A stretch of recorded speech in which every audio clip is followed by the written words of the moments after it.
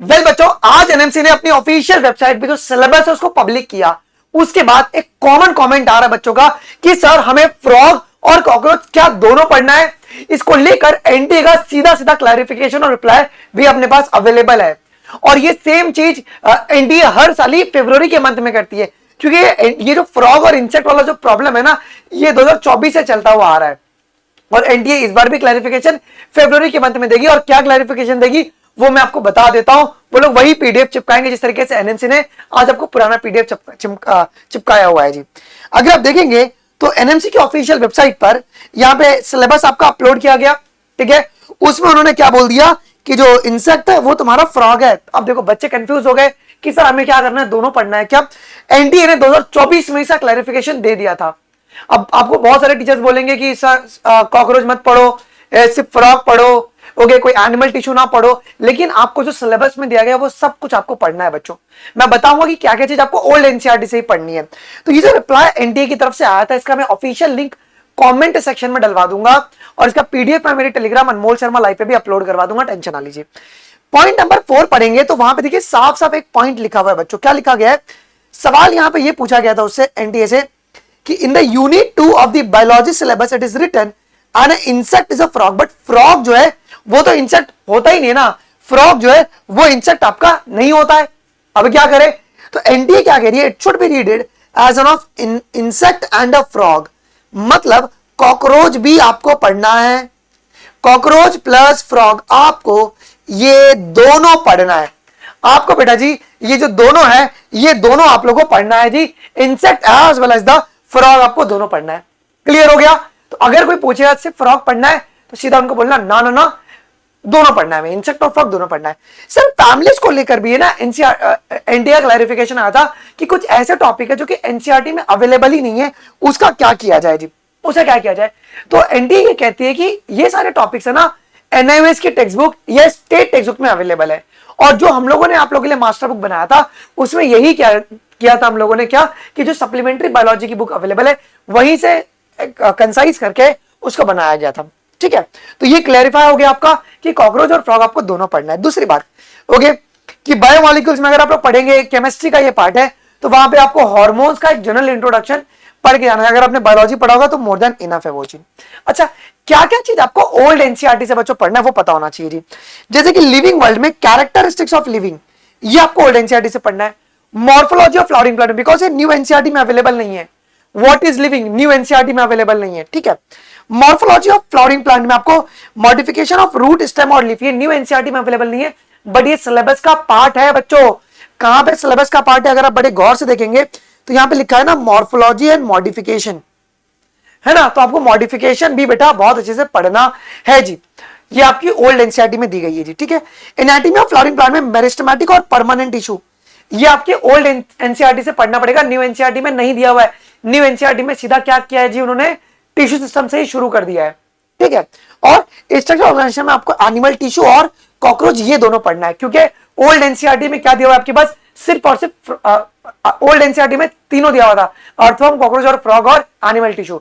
But new NCERT में इस बार सिर्फ फ्रॉग दिया है, बट ये आपका सिलेबस का पार्ट है, इसके लिए आपको ये ओल्ड एनसीईआरटी से पढ़ना है। अब जो कितना कंफ्यूजन क्रिएट हो गया कि कुछ चीजें ओल्ड एनसीईआरटी से पढ़नी पड़ रही है, कुछ चीजें न्यू एनसीईआरटी से पढ़नी पड़ रही है। इसी का सोल्यूशन जो है बच्चों हम लोगों ने आप लोगों के लिए निकाला हुआ था, जो अभी आप लोग प्रॉब्लम फेस करते हैं उसी का सोल्यूशन था NCERT line by line master book. ये बुक ना 2025 की जो न्यू एडिशन है उसी के बेसिस पे बनाया गया है जी। यहां पर आपकी एनसीईआरटी की पैराग्राफ है, पूरा एनसीईआरटी की पेज रहती है, और इस पेज से जितने भी पॉसिबल सवाल बनते हैं बच्चों वो आपको बगल वाले पेज में देखने को मिल जाता है। इसका एनोनिमस रिव्यू यूट्यूब पे पड़ा हुआ है, बहुत सारे बच्चे इसको यूज कर रहे हैं, मोर देन 8000 कॉपीज इसकी सेल हो चुकी हैं।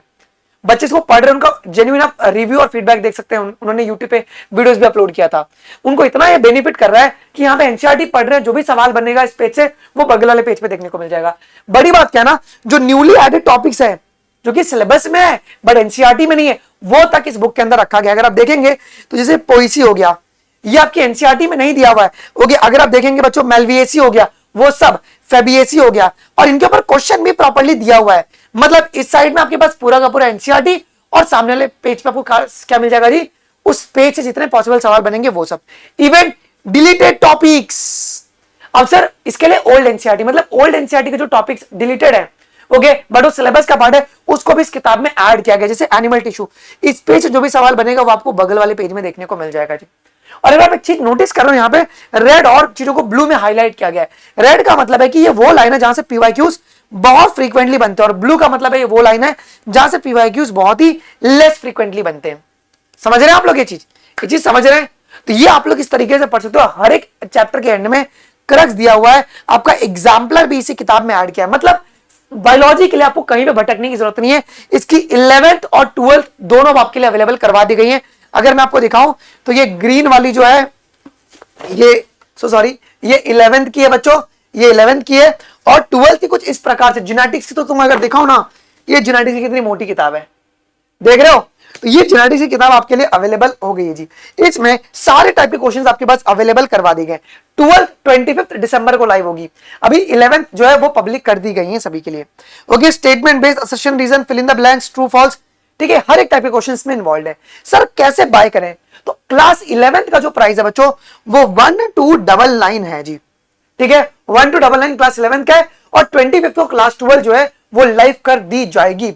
तो क्लास 12 की बुक उन्हीं को पहले प्रायोरिटी पे मिल रहा है जिसने पहले 11th का बुक मंगा लिया है जी, ठीक है। कोई कंबाइंड नहीं चलने वाला, तो 11th और 12th सेपरेटली आपका सेल आउट हो गया, डिलीवर आपके घर पे होगा जी। कैसे बाय करना है? यूट्यूब वीडियो आप देख रहे हो ना, इसी वीडियो के नीचे आपको इस तरीके का पूरा कुछ मिल जाएगा, देख रहे हो आप, इस तरीके का आपको देखने को मिल जाएगा, या तो इस वीडियो के कोने में यहाँ पे आपको देखने को मिल जाएगा छोटा सा बटन। आप सीधा उस बटन पे क्लिक करेंगे, आप सीधा वेबसाइट पे रिडायरेक्ट हो जाओगे। ट्रैक प्रेप की बुक की जो वेबसाइट है वहां पे आप वहां से परचेस कर लोगे।